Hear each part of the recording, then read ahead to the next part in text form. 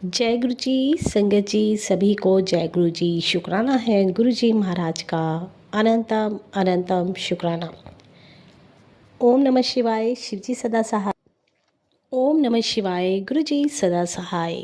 जय गुरु जी। संगत जी दिए हुए नंबर पे आप अपने सत्संग भेज सकते हैं। लाइव करने के लिए व्हाट्सएप पर मैसेज कर सकते हैं और आप लिखकर भी सत्संग भेज सकते हैं। जिनको कॉल करके सुनानी है वो कॉल करके सुना सकते हैं। संगत जी, कोई ये सोचकर डरता है कि रब हमें देख रहे हैं और कोई ये सोचकर खुश होता है कि रब हमें देख रहे हैं। जिसके मन में चोर है वो ये सोचकर हमेशा डरता रहता है परमात्मा से कि परमात्मा देख रहे हैं, गलती नहीं करनी है, अगर नज़र पड़ी तो पनिशमेंट मिलेगा। और कोई दुख में रहकर ये सोचकर खुश होता रहता है कि परमात्मा हमें देख रहे हैं, कभी ना कभी तो उनकी दृष्टि हम पर पड़ेगी और उनकी ऐसी नज़र होगी कि हमारी ज़िंदगी भी संवर जाएगी। सोच अपनी अपनी, विचार अपने अपने। बाकी जय गुरु जी, शुक्राना गुरु जी। संगत जी, संगत तो हम सभी हैं, लेकिन जैसा जिसका भाव होता है, जैसे जिसके विचार होते हैं, जैसी जिसकी पिछली जर्नी होती है, आत्माओं की जर्नी होती है, जन्म जन्म की जर्नी होती है, वैसा ही कल्याण गुरु जी उनके बही खाते देखकर करते हैं। तो कभी भी किसी और को देखकर अपनी जर्नी और अपनी जीवन की मिलानी उनसे नहीं किया करो, क्योंकि गुरु जी हमेशा कहते हैं कि सबको सबके हक का मिलता है। जैसा जिसका भाव होता है वैसा वो ले जाता है। अब जैसे हमारी सोच एक जैसी नहीं हो सकती, हमारे विचार एक जैसे नहीं हो सकते, हमारी दुख तकलीफ़ें एक जैसी नहीं हो सकती, वैसे ही गुरु जी ब्लेसिंग भी सबको उस इंसान के हिसाब से देते हैं। दुख नहीं माना करो, तकलीफ़ में मत आया करो कि आंटी को इतना ब्लेस किया, इन आंटी को इतना ब्लेस किया, हमारे साथ ऐसा क्यों नहीं हुआ। कभी कभी जो हम पा जाते हैं वो दूसरे नहीं पाते, और जो दूसरे पा जाते हैं वो हम पीछे रह जाते हैं। ब्लेसिंग है गुरु जी की, जैसे जिसको देना चाहे। संगत जी, एक बहुत बड़ा सेठ, बहुत प्यारा प्रसंग है संगत जी, सुनिएगा। और उसके बाद सत्संग है गुरु जी के स्पेशली घुटने के लिए, जो गुरुजी ने एक सत्संग आज सुनवाया, बड़ा प्यारा सत्संग है। संगत जी, एक सेठ जिसको बड़ी लंबी लंबी ट्रिप करने में, लंबी लंबी दूरियों में जाकर समुद्र में यात्राएं करके उसको बड़ा मज़ा आता था। और मज़ा इसलिए भी आता था क्योंकि उसको विश्वास रहता था कि मैं जहाँ भी जाता हूँ रब अपने आप संभालते हैं, परमात्मा अपने आप संभालते हैं। लंबी लंबी यात्राओं पर अकेले ही भगवान के भरोसे निकल पड़ता था। अपना खाने पाने का सामान उसने अपने नाव में डाला और निकल पड़ा। ऐसे ही अब की बार भी वो अपनी जर्नी पर निकला और निकलते समय बस एक तरफ आसमान की तरफ देखकर बोला कि निकल पड़ा हूँ आपके भरोसे, देख लेना कैसी यात्रा कराते हो, क्या एडवेंचर कराते हो। संगत जी आगे चला, समुद्र के बीच में पहुँचा तो अचानक उसकी नाव में छेद हो गया और पानी भरने लगा। तो भगवान की तरफ फिर देखा, कहा कि थोड़ा समय तो मुझे यहाँ पे टापू पे रुकना पड़ेगा, देख लेना आप मुझे घर तक कैसे लेके जाते हो। इतना आत्मविश्वास और इतने भगवान के विश्वास से वो भरा हुआ था कि वो डरता नहीं था किसी सिचुएशन में। संगत जी, उसने अपनी लाइफ जैकेट पहनी और थोड़ा सा तैरा, और एक टापू था सामने और उस पर जाकर उतर गया। टापू पे पहुंचा तो सोचा कि भगवान कुछ ना कुछ तो बंदोबस्त कर ही देंगे, कुछ समय मुझे यहाँ रहना पड़ेगा, अच्छे से रहता हूँ, मज़े से रहता हूँ। संगत जी टापू पे रहने लगा, लेकिन बीच बीच में भगवान से कहता कि अब तो काफ़ी समय हो गया, अब तो बुला लो, अब तो कुछ मदद कर दो, अब तो कुछ करो प्रभु, अब तो कुछ चमत्कार करो। लेकिन फिर अपने आप को तसल्ली देता और कहता कि चलो ठीक है, अभी आपकी इच्छा नहीं है, आप चाहते हो मैं यहाँ पे अभी और रुकूँ तो मैं रुकता हूँ।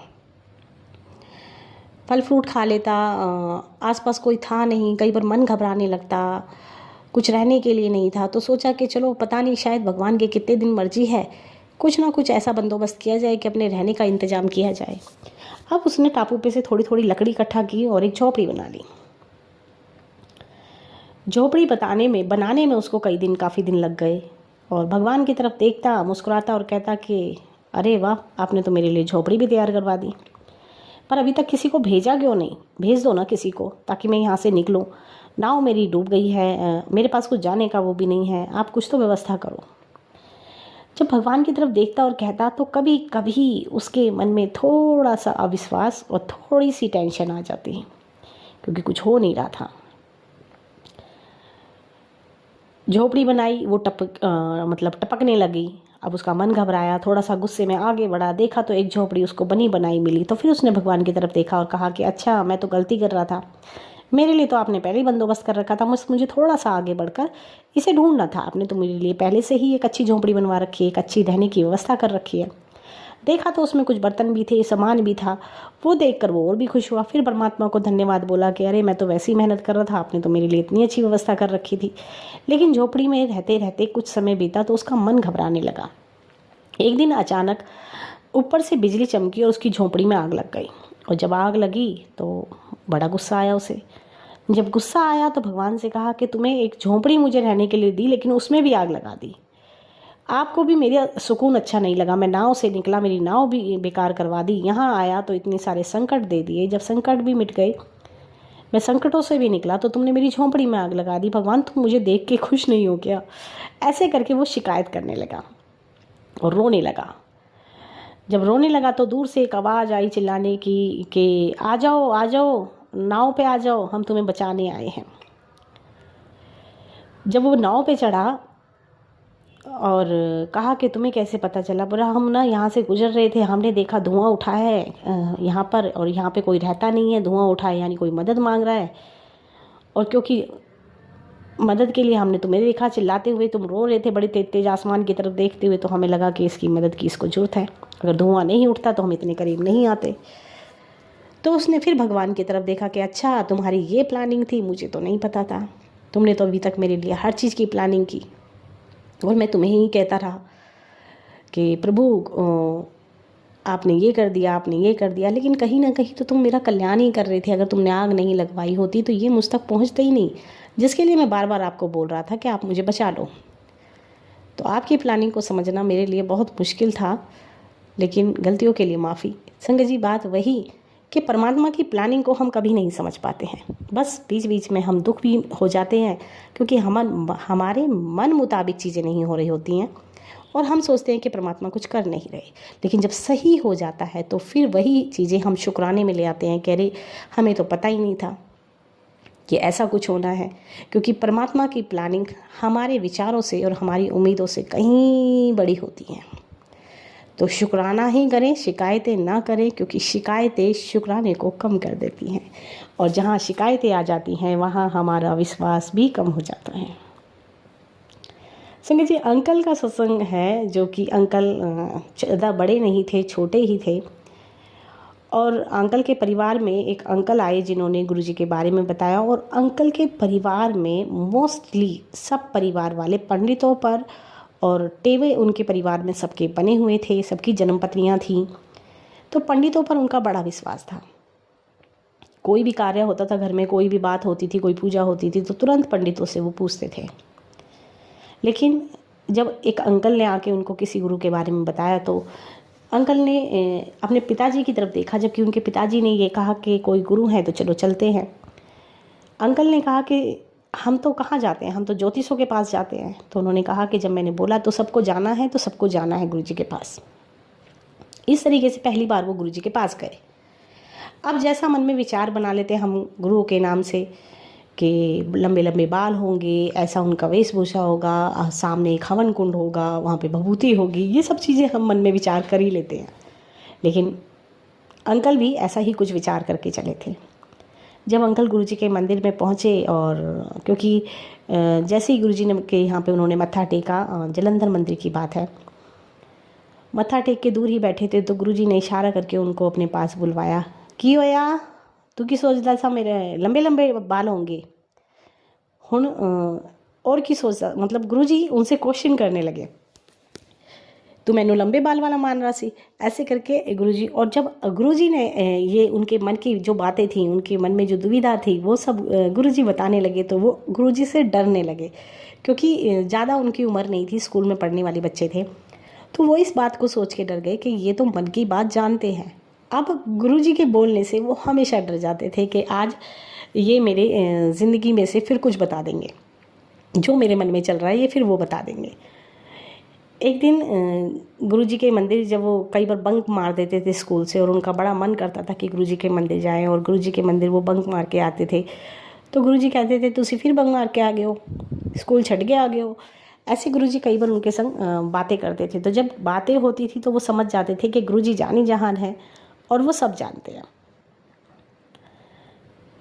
अंकल की मम्मी को गले में अल्सर हुआ था, और अल्सर इतना ज़बरदस्त था संगत जी के उनको पानी भी ठंडा पीना पड़ता था, और लिक्विड पे ही वो थी, खाना वो नहीं खा सकती थी क्योंकि अल्सर बहुत बढ़ गया था। ट्रीटमेंट जो उनका चल रहा था, तो उनको ऑपरेशन बताया गया था कि ऑपरेशन होगा। जब ऑपरेशन की बात आई तो आंटी ने साफ इनकार किया कि मैं ऑपरेशन नहीं कराऊंगी। सारी व्यवस्था ऑपरेशन की हो चुकी थी, सब कुछ तैयारियां हो चुकी थी, और अंत समय में आंटी ने साफ मना कर दिया। परिवार वालों ने कहा कि चलो गुरुजी के पास चलते हैं, मत्था टेकते हैं और शायद वहाँ जाकर इनका मन बदल जाए, ये ऑपरेशन करा लें। संग जी जब गुरुजी के मंदिर गए और वहाँ चाय प्रसाद मिली तो वो भी उन्होंने गर्म नहीं पिया, उसको भी ठंडा थोड़े छोटे छोटे सिप लेके और उसको ठंडा करके उन्होंने पिया। गुरुजी के मंदिर जब वो गई उस टाइम पर गुरुजी अपने हाथ से, कभी कभी गुरुजी की मौज होती थी तो अपने हाथ से लंगर देते थे। गुरुजी ने उनको 2 चपातियाँ दी और अच्छी मोटी मोटी वो चपातियाँ थीं, और गुरुजी ने कहा चक ले अनु, खा सारी, मतलब सारी ख़त्म करनी है।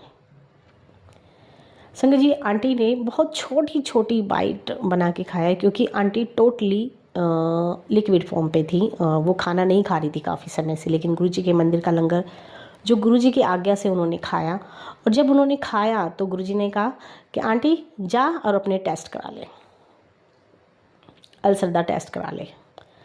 संगत जी वो अगले दिन हॉस्पिटल गई, और जब उन्होंने अपने टेस्ट कराए और टेस्ट करा के जब डॉक्टर के पास दिखाने के लिए गई रिपोर्टें, तो डॉक्टर ने रिपोर्टें उठा के फेंक दी। बोले ये किसकी रिपोर्टें ले आए हो?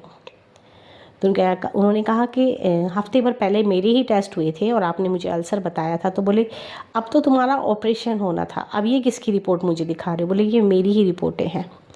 तो उन्होंने कहा कि इन रिपोर्टों में तो कहीं से कहीं तक आपके गले में कोई अल्सर नहीं है, तो रिपोर्टें ओरिजिनल कहाँ है, तुम्हारी रिपोर्टें कहाँ है? तो कहीं ना कहीं उन्होंने गुरुजी की महिमा को बताया कि ऐसे हमारे गुरुजी हैं, हमारी रिपोर्टें, हमारे टेस्ट हुए थे और गुरुजी ने ब्लेसिंग दी है जिससे हमारी बीमारी ठीक हो गई है। इस तरीके से गुरुजी ने उनका अल्सर ठीक करा। हम कह देते हैं संगत जी कि गुरुजी मिरेकल करते हैं। मिरेकल छलावा होता है संगत जी, एक तरह से मिरेकल को हम छलावा कह देते हैं, जादूगर करते हैं मिरेकल। कुछ पलों के लिए हमारी आँखों के आगे एक जादूगर अपनी जादूगरी दिखाता है, लेकिन गुरुजी कहते थे कि मैं मिरेकल नहीं करता हूँ, मैं तुम्हें हर चीज़ प्रैक्टिकल करके दिखाता हूँ, मैं प्रैक्टिकल गुरु हूँ। गुरुजी अपनी नाभि के पास से कई बार टच कराते थे संगत को। जब गुरुजी मौज कराते थे तो जहाँ जहाँ वो नाभि के पास टच करते थे वहाँ वहाँ से फ्रेगनेंस निकल कर बाहर आती थी, और सबको अलग अलग फ्रेगनेंस भी सूंघने को मिलती थी। ये गुरुजी की मौज थी संगत जी। एक बार अंकल को, क्योंकि अंकल डरते बहुत थे गुरुजी से, तो गुरुजी ने एक अंकल से बोला कि ओनू भेज अंदर। अंकल डरते हुए गए गुरुजी के पास, और जब डर रहे थे तो बहुत ज़्यादा मतलब घबराहट हो रही थी, तो गुरुजी कहते कि क्यों डरदा पे है, ऐ दे मेरे को। और गुरुजी ने अपनी अलमारी में से, कबर्ड में से उनको एक अपना स्वरूप दिया कि ले रख ले अनु। इस तरीके से गुरुजी ने उनको पहली ब्लेसिंग दी थी। और एक बार एक अंकल उनके सामने आए थे गुरुजी के मंदिर, जिनको घुटने में गैप हो गई थी। एक आंटी आई थी जिनको घुटने में काफ़ी गैप हो गई थी। गुरुजी के कमरे के पास ही एक ओपीडी, जिसको गुरुजी बोलते थे, ऑपरेशन थिएटर है ये। तो उस ऑपरेशन थिएटर में गुरुजी उन आंटी को लेकर गए, और जो स्पून थी, स्पून से घुटने के चारों तरफ गुरुजी दाब बनाते हुए, प्रेशर करते हुए उसको दबा रहे थे, और अंकल ये सब देख रहे थे।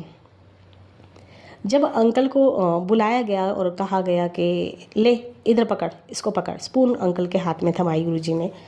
और जब अंकल ने उन आंटी के घुटने पे गुरुजी ने फूंक मारी, क्योंकि गुरुजी से डरते बहुत थे अंकल, तो गुरुजी ने उन्हें कहा भी कि क्यों डरदा पे आए, पकड़ एनू। तो जब गुरुजी ने फूंक मारी तो अंकल ने देखा कि गुरुजी की फूंक के साथ गुरुजी के मतलब मुंह से चिंगारियाँ निकल रही थी, लाइटिंग निकल रही थी। बोले गुरुजी ने पहली बार मुझे ये अनुभव कराया कि गुरुजी रब है, क्योंकि कोई आम इंसान ये सब नहीं कर सकता। और आंटी के घुटने में जो गैप था, गुरुजी ने वो उसको स्पून को प्रेस कर करके चारों तरफ से दबा दबा के वो गैप ख़त्म कर दिया। आंटी के घुटनों का गैप गुरुजी ने सिर्फ स्पून से दबा दबा के ठीक कर दिया।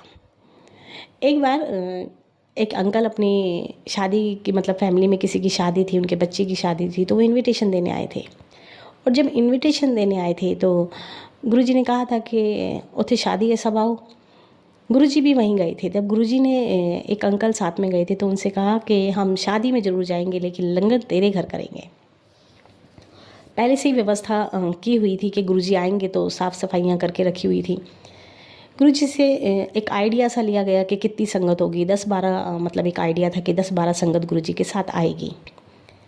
10-12 से घर पे बताया गया कि 20 लोगों का आप लंगर बना लेना, लेकिन वो 20 से उनकी मम्मी ने दिमाग में एक आइडिया लगाया कि 30 लोगों का हम लंगर बना लेते हैं। 12 से 20 और 20 से 30 वो लंगर 30 लोगों का लंगर तैयार किया गया। जब 30 लोगों का लंगर तैयार किया गया और गुरुजी जब आज्ञा करते थे कि चलो अब उथे चलो, तो गुरुजी का एक इशारा काफ़ी होता था और संगत चल पड़ती थी। संगत जी 12 लोग आ रहे थे और 30 लोगों का लंगर तैयार किया गया था, लेकिन जब गुरुजी ने इशारा किया तो संगत जी जितनी भी संगत थी 100 से ऊपर संगत घर पहुंच गई गुरुजी के साथ। अब देख के आंटी और आंटी का जो बेटा था वो एकदम, मतलब ये सोच में आ गए कि चलो 12 से 30 तो समझ में आता है, लेकिन यहाँ तो 100 से भी प्लस जाके संगत हो गई, अब क्या करें। आंटी ने अपने बेटे को कहा कि तू रोटियां ले आ बाहर से, मैं इतनी दाल बना लेती हूँ। संगत जी रोटियां तो लानी पड़ी, लेकिन जो वो दाल थी वो दाल गुरुजी ने दोबारा नहीं बनाने दी। गुरुजी की ऐसी कृपा हुई कि वो 30 लोगों का लंगर 100 लोगों से भी ऊपर संगत ने खाया। और आंटी जो गुरुजी के लिए चांदी के बर्तन निकाले हुए थी और गुरुजी से, मतलब उसमें गुरुजी को लंगर दिया आंटी ने। जब लंगर मतलब उसमें डाल के दिया तो गुरुजी ने बच्चों के कमरे में बैठ के खाया। तो मन में कहीं ना कहीं ये रह गया कि वो बर्तन जो थे वो गुरुजी के स्पेशल बर्तन थे, मेरे को मंदिर में लेके जाने थे। और जब अगले दिन आंटी गई तो गुरुजी ने कहा कि तू एक मेरा सामान नहीं लेके आई, एक ले आ गई। तो कहते ना कि मन की बातें, गुरुजी मन की बातें भी जानते हैं कि उनके लिए कोई कितने प्यार से, कितने प्रेम से हम उनके लिए कुछ लेके आते हैं तो गुरुजी उसे स्वीकार भी करते हैं। गुरुजी ने खुद आंटी को बोला कि मेरे लिए सामान नहीं लेके आई, तू अकेले आ गई। संगत जी एक बात जो गुरुजी हमें हमेशा बोलते हैं कि जो मुझ तक आ सकते हैं वो आ जाते हैं, लेकिन जो मुझ तक नहीं आते मैं उनके पास खुद आता हूँ। एक आंटी जो बाहर से आई थी और उन्होंने अपने ड्राइवर को बोला था कि मुझे गुरुजी के मंदिर जाना है। गुरुजी के मंदिर वो लेके अपने ड्राइवर को आई थी, और जब ड्राइवर को लेके आई थी तो ड्राइवर को जो पार्किंग का एरिया है वहाँ पे उन्होंने बोला कि यहाँ बैठो, ज़्यादा देर का काम नहीं है, मैं गुरुजी के दर्शन करके आती हूँ। उसका ड्राइवर का बड़ा मन था कि वो भी अंदर जाए, लेकिन वो कह भी नहीं पाया और जा भी नहीं पाया। तो लेकिन मन में उसके यही था कि मुझे भी अंदर दर्शन करने चाहिए थे, मुझे जाना था अंदर। लेकिन आंटी का हुक्म था कि रुको मैं भाई 5 मिनट में। संगत जी जब आंटी आई तो अंकल लंगर कर रहे थे। जब लंगर कर रहे थे तो आंटी ने कहा कि आप अंदर आए थे? बोले नहीं आंटी, मैं अंदर नहीं आया था, मेरे पास अपने आप कोई आया था और मुझे ये लंगर दे के गया है। तो आंटी की जब अंदर गई थी मंदिर में तो उनके मन में अंदर से विचार आया कि मैं अपने ड्राइवर के लिए कोई ब्लेसिंग लेके चलूँ। जब वो ब्लेसिंग लेके आई और उन्होंने कहा कि ये देखो गुरुजी का स्वरूप है, मैं आपके लिए लेके आई हूँ। तो जब उन्होंने वो स्वरूप देखा तो उन अंकल ने तुरंत कहा कि यही तो आए थे मेरे पास लंगर लेके, अभी अभी यही वाले अंकल मुझे लंगर दे के गए हैं। तो संगत जी कोई अंदर मंदिर में जाके गुरुजी के दर्शन करता है और कोई मन से याद करता है तो गुरुजी मंदिर से निकलकर खुद उस संगत के पास आके उन्हें दर्शन देते हैं। हमारी ज़िंदगी में कहते ना, वो हर किसी की ज़िंदगी में वो पल आया है संगत जी, जब हम किंतु परंतु वाले होते हैं और गुरुजी हमें प्रूफ करते हैं कि मैं हूँ, मैं तुम्हारे साथ हूँ, तुम्हें डगमगाने की ज़रूरत नहीं है। कभी भी तुम्हें ये नहीं मन में लाना है कि गुरुजी मेरी मदद को आएंगे कि नहीं आएंगे। लेकिन हमारी ज़िंदगी में जब हम जुड़ते जुड़ते हैं ना संगत जी, ये सबके साथ होता है। सबके साथ एक यही है कि चलो परख लेते हैं, चलो जान लेते हैं, चलो देख लेते हैं। वो देखने में गुरुजी हमें प्रूफ करते हैं कि मैं तुम्हारे साथ हूँ, मैं तुम्हारे अंग संग हूँ। और गुरुजी जब भी हमें इतनी फ्रेगनेंस, इतने ड्रीम दर्शन, किसी संगत को तो शंकर जी आज तक मंदिर नहीं आए और उनको भी गुरुजी ने ड्रीम दर्शन में बड़े मंदिर के दर्शन कराए हुए हैं। ये मालिक की कृपा है उन संगत पे जो भरोसे के साथ जुड़ी हुई हैं, बिन मंदिर आए, बिना स्वरूप, बिना गुरुजी को जाने। बहुत सारी संगत को तो ये भी नहीं पता कि गुरुजी, मेरे पास कॉल आते हैं आप लोगों के, पूछते आंटी गुरुजी से जुड़ने के लिए क्या करना है। मतलब कुछ करना ही तो नहीं है, सिर्फ सिमरन करना है, मंत्र जाप करना है। और जब हम सिमरन करते हैं, मंत्र जाप करते हैं, तो गुरुजी हमसे खुद मिलने आते हैं, गुरुजी हमें खुद ब्लेस करने आते हैं। हम मंदिर पहुँचे ना पहुँचे, हमारा रब हमारे तक पहुँच जाता है। काफ़ी टाइम पहले एक दिन एक आंटी का कॉल आया था मेरे पास और उन्होंने मुझे अपने घर के फ्लोर के दर्शन कराए थे, जिस पे गुरुजी के फुटप्रिंट छप गए थे और वो फ्लोर जो था वो दब गया था गुरुजी के प्रिंट से। और वो आंटी गुरुजी के मंदिर कभी नहीं आई थी और वो आ भी नहीं पाती थी, क्योंकि वो हैंडीकैप थी और वो ये कहती थी कि मेरा नीचे का जो पोर्शन है टांग के पास का, मैं बैठ नहीं पाती हूँ। तो कहती थी कि मैं कैसे जाऊँगी, लेकिन गुरुजी उनके घर आए, घर आके अपने पैरों के चरण स्वरूप के निशान उनके फ्लोर पे छोड़ के गए। तो संगत जी, जैसी जिसकी भावना है ना, कहते हैं ना, राम जी भी सबरी के बेर चखने आए थे।